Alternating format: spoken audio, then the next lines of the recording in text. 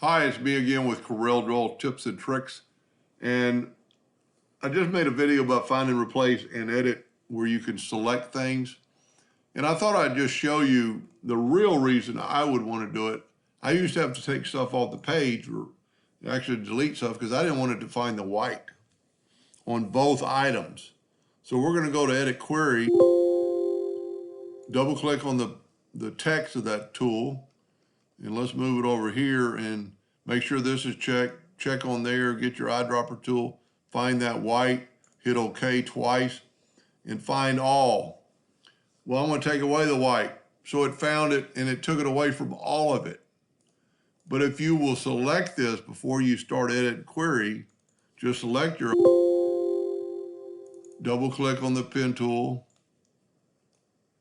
or the paint color, grab that white, say OK, and then from selection, it took away, and it actually puts a blue box around it. So I'm going to left click no fill and then just click off of it, and it's showing me what it found. That's going to be very, very helpful because I've had other drawing. I mean, it doesn't have to necessarily be two boats, but I could have other items on and off the page, and it's going to find that if that white, that color of white is in there, it's going to change it. This would be a pretty good engraving. Whoop.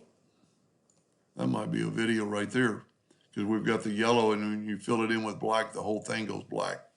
So all you'd have to do is left click, right click, and then fill in with the Smart Fill tool in a black. Fill in everything you want. I don't know why that does that. Sometimes it changes because I open so many other people's files. And let's go now to black. Use the Smart Fill tool and fill that in. That would engrave rather well. I think I'll save that file. Anyway, I hope that helps you a little bit. Thank you for watching.